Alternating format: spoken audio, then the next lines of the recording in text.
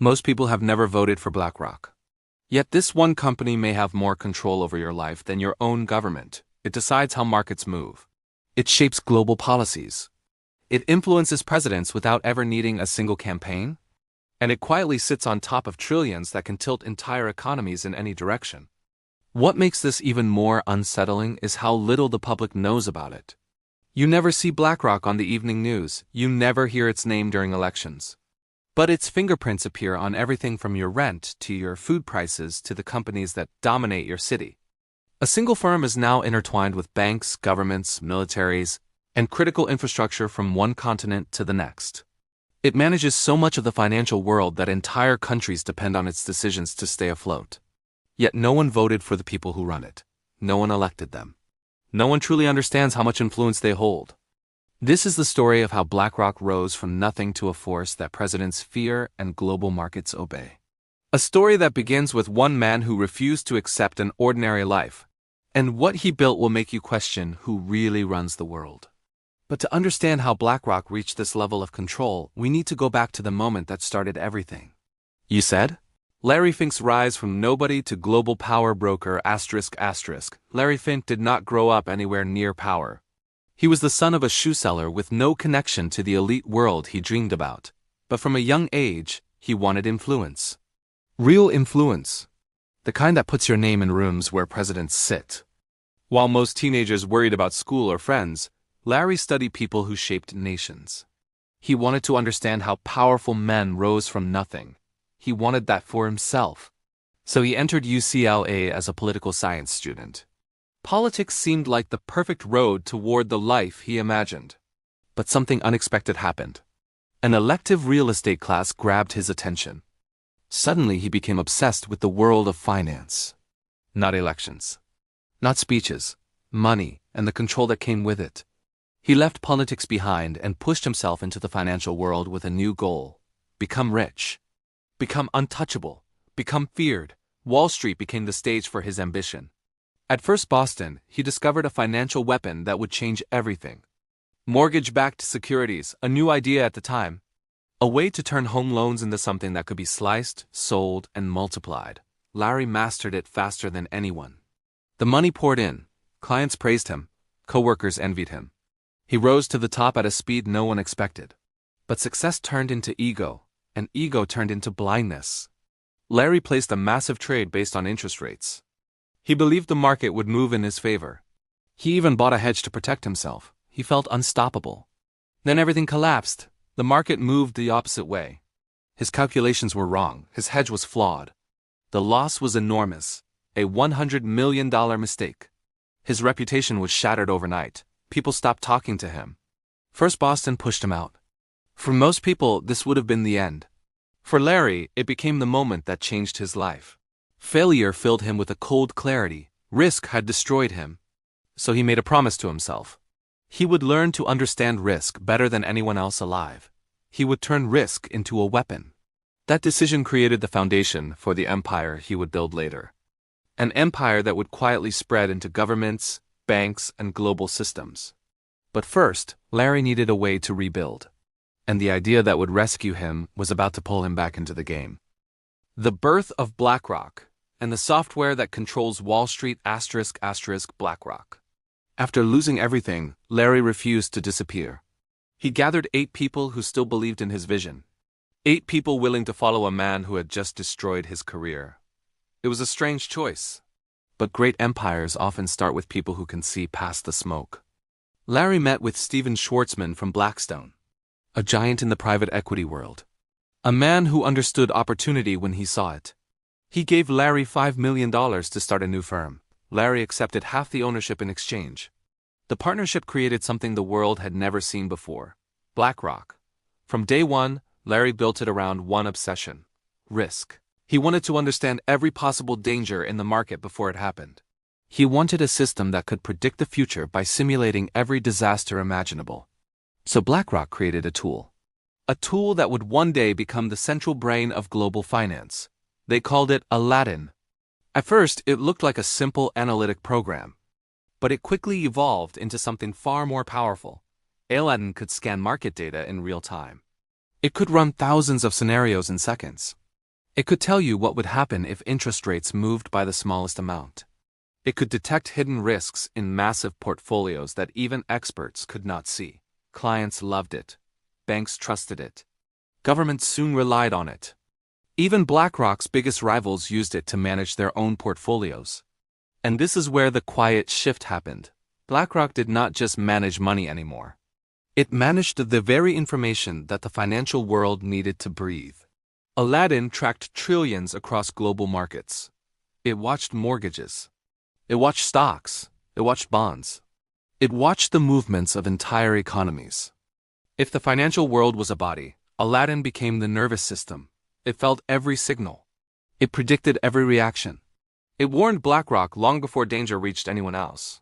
This was not just software. It became a silent superpower. A tool with access to data that most governments could only dream of.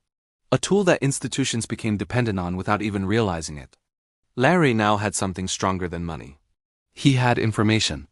He had a system the world could not function without. And when the next crisis arrived, this advantage would change everything for him. The moment that transformed BlackRock from a rising firm into a global power was coming. And it would cement Larry Fink's place at the top of the financial world. The crisis that changed everything and made BlackRock untouchable ***. The financial world was swelling with confidence.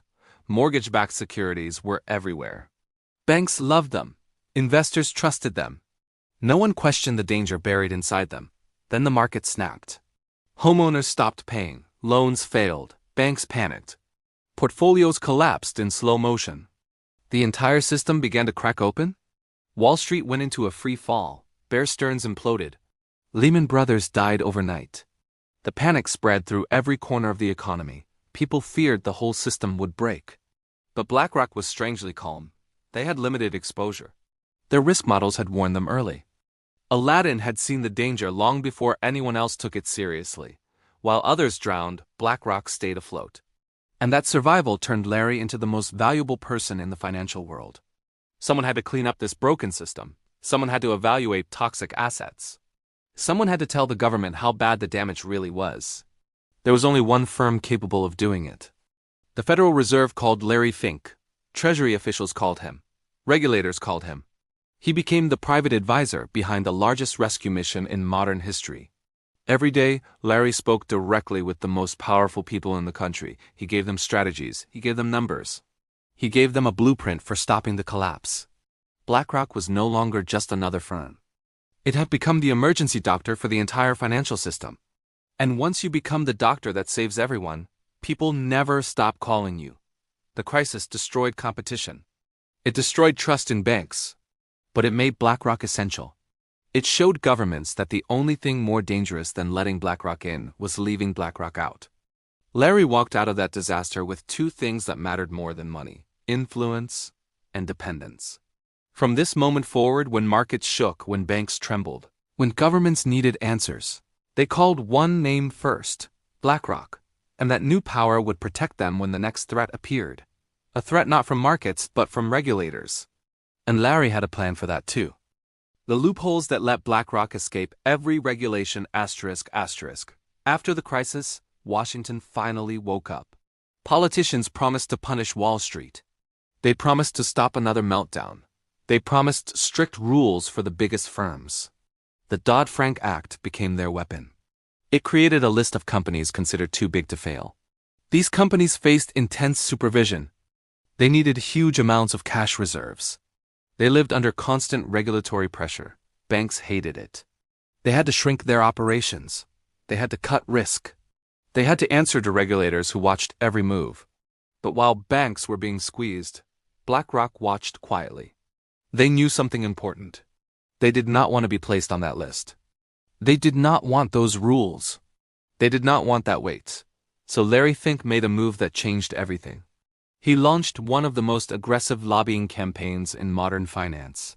His goal was simple: convince regulators that BlackRock should not be treated like a risky institution. The strategy was brilliant. BlackRock argued that it did not use its own money. It only managed money for clients. It claimed that its influence came from its service role, not its balance sheet. It said that if anything went wrong, clients would suffer, not the entire system. This argument was crafted with precision. And it worked. BlackRock avoided the too big to fail label. They did it while being larger than almost every bank on the list. They did it while controlling massive parts of global markets. They did it while advising the very regulators who were deciding the rules, and then came the real twist. BlackRock was officially labeled a passive investor. That one label protected them more than any legal team ever could. Being passive meant they did not need the strict rules that active owners had to follow. Being passive meant they could hold large chunks of hundreds of companies without raising alarms. Being passive meant they could influence the world while claiming they were not influencing anything. It was a perfect shield. A shield built on technical language and political relationships.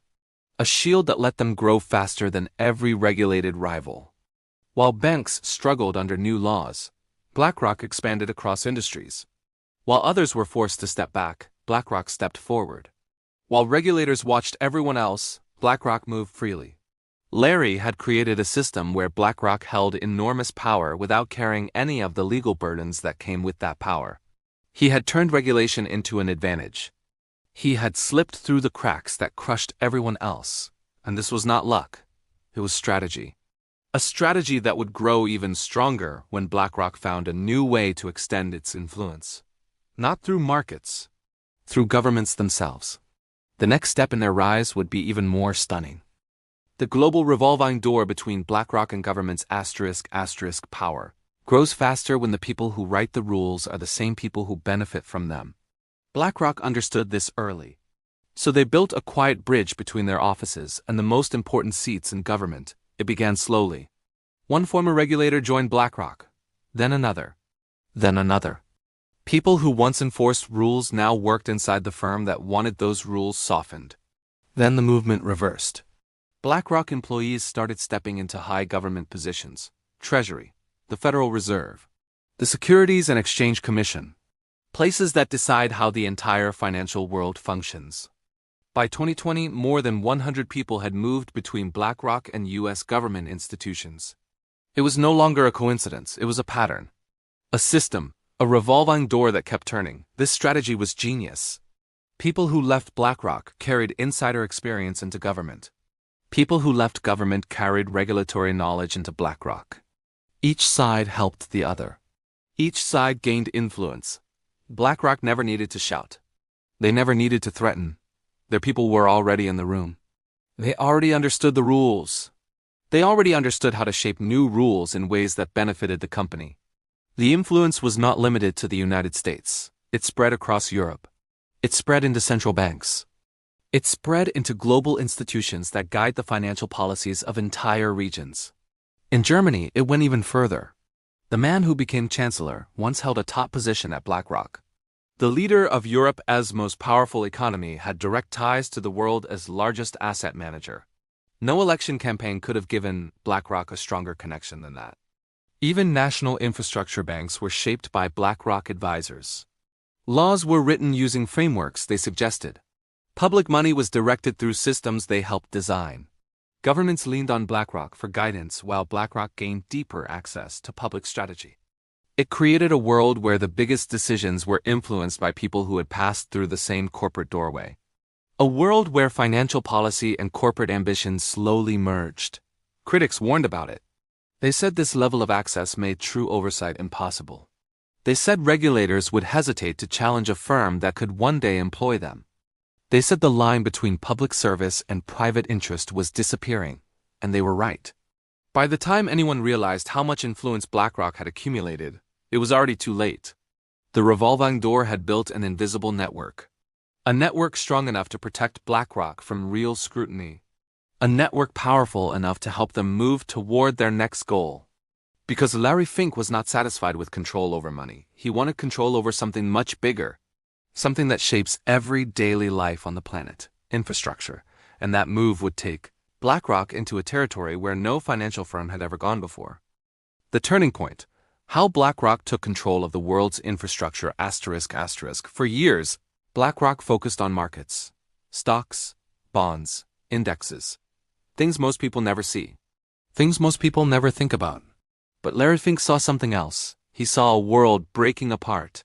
Conflicts rising, climate disasters increasing, governments collapsing under debt. Every crisis damaged something physical: roads, power lines, pipelines, hospitals, airports, and every broken piece of infrastructure created the same result: a desperate need for rebuilding, a guaranteed demand, a long stream of payments, in other words, the perfect business. BlackRock understood that people can live without stocks. They can live without crypto. They can even live without banks for a short time. But no one can live without water, electricity, heat, transport. You cannot choose a different water source if your city only has one. You cannot choose a different airport if your region only has one. You cannot choose a different power grid if the entire country depends on one network. Infrastructure traps people. It forces dependence. And for investors, dependence means profit that never stops. So BlackRock made a quiet shift. They moved away from the ESG spotlight. They moved away from moral branding. They moved straight into the structure of modern civilization. Then the Global Infrastructure Partners deal arrived. A $12 billion purchase that shocked even Wall Street. It instantly made BlackRock one of the largest owners of airports, pipelines, energy grids, and shipping terminals on the planet. It gave them direct control over critical systems in multiple countries. Systems nations need just to function each day, and the most important part is this: infrastructure cannot be replaced easily. There is no second Panama Canal. There is no second national power grid. There is no second city airport magically appearing to compete with the one already built. Whoever owns infrastructure owns the flow of life itself. That control lasts for decades, sometimes for generations, and the payments come like clockwork. Larry Fink knew this. He saw $70 trillion in global infrastructure demand coming by the year 2040. He saw countries desperate for investment. He saw governments drowning in debt. He saw a world where public systems would be sold piece by piece. And BlackRock was ready to buy everything. This shift was not a small adjustment. It was the start of BlackRock's most powerful strategy. A strategy that would take them far beyond money management. A strategy that would place them inside global conflicts, inside reconstruction plans, inside the lifelines of entire nations. And one war in particular would give Larry Fink the perfect opportunity to prove how far that influence could reach. The Ukraine reconstruction deal and the New World Order ****. When the war in Ukraine began, most of the world focused on the destruction. Cities leveling, factories burning, millions fleeing, chaos everywhere. But Larry Fink saw something different. He saw the beginning of the largest reconstruction project in modern history, a project worth hundreds of billions, maybe even more. Only months into the conflict, he made his move. He did not wait for peace. He did not wait for stability. He went straight to the top. Larry Fink met directly with President Zelensky. No middlemen, no committees. Just a private discussion between the leader of a devastated country and the man who controls trillions. Together, they formed a new fund, the Ukraine Development Fund, a pool of money that would rebuild the country once the fighting stopped. A fund designed and guided by BlackRock. A fund fueled by global donors, public banks, and private investors. It was a shocking moment. Not because the fund existed, but because of who controlled it. A private corporation had positioned itself as the architect of a nation's recovery. Something usually handled by governments or international institutions, but this time BlackRock held the keys. Why did Larry move so quickly? Because reconstruction is the perfect business. It begins with destruction. It ends with decades of steady income. Airports, highways, power grids, water systems, digital networks. Everything must be rebuilt. And every rebuilt system gives investors long-term returns. Returns backed by a population that has no choice but to use the infrastructure that gets installed. Ukraine became the test case, a blueprint for future conflicts. A model that shows the world how BlackRock plans to operate in regions shattered by war. But here is the darker question people whisper about. BlackRock also holds massive stakes in defense contractors. Companies that produce missiles, jets, and weapons used in wars around the world, so they profit when conflicts explode. And they profit again when everything must be rebuilt. BlackRock denies this creates any conflict of interest. They say their holdings simply mirror the market. But the timing raises uncomfortable questions. Questions that no regulator has fully answered. What cannot be denied is this: BlackRock is now embedded in Ukraine's future. When peace arrives, they will oversee the biggest rebuilding effort since the end of the Second World War. And once they finish, the world will look at Ukraine and see a country built through BlackRock's blueprint. But Ukraine is not the final destination. It is only the beginning. A preview of what BlackRock plans to do in every region facing destruction and rebuilding. And the next stage in their plan is even more unsettling. Because BlackRock is building a model where they profit no matter what the world becomes, whether the world moves toward peace or slides deeper into conflict. The final form. A company that profits whether the world burns or rebuilds ***. BlackRock built an empire where every outcome leads to gain. If the world stays peaceful, they win. If the world breaks apart, they win again. There is no scenario where they lose. Look at their portfolio. They hold massive positions in defense companies. They gain when nations buy missiles. They gain when governments expand military budgets. They gain when global tensions rise. But that is only the first layer. The second layer is even more powerful. When a conflict ends, everything must be rebuilt. Cities, hospitals, railways, energy lines, housing, roads. Who steps in to handle that enormous task? The same company holding the defense stocks. The same company advising governments. The same company shaping financial strategy for entire regions. BlackRock. It is a model built on both sides of global instability. War fuels one part of the portfolio, reconstruction fuels the other. And Aladdin sits beneath all of it, watching markets, tracking risk, predicting reactions. Every move is guided by a system that sees deeper than any human team ever could. When governments panic, they call BlackRock. When banks fail, they call BlackRock. When economies wobble, they call BlackRock. It is not just influence. It is dependence. A dependence that grows each year as the world becomes more chaotic. Add infrastructure to the equation and the picture becomes even clearer. The airports they own generate money whether life is peaceful or unstable. The pipelines they control earn revenue whether the world grows or collapses. The power grids they manage deliver income every single day because people cannot opt out of electricity. This is not normal corporate power. This is structural power. Power that sits inside the systems every country needs to survive. So what does it all lead to? A silent empire. A firm that shapes markets without running for office. A company that influences global policy without ever being elected. A corporation that can steer nations without placing a single soldier on any battlefield. BlackRock has created a world where the flow of money always circles back to them. A world where their reach extends into governments, crises, wars, and daily life. A world where their decisions ripple across continents. And the most unsettling part is simple. This entire rise happened quietly, slowly, without public attention, without public debate, without most people even realizing what was happening.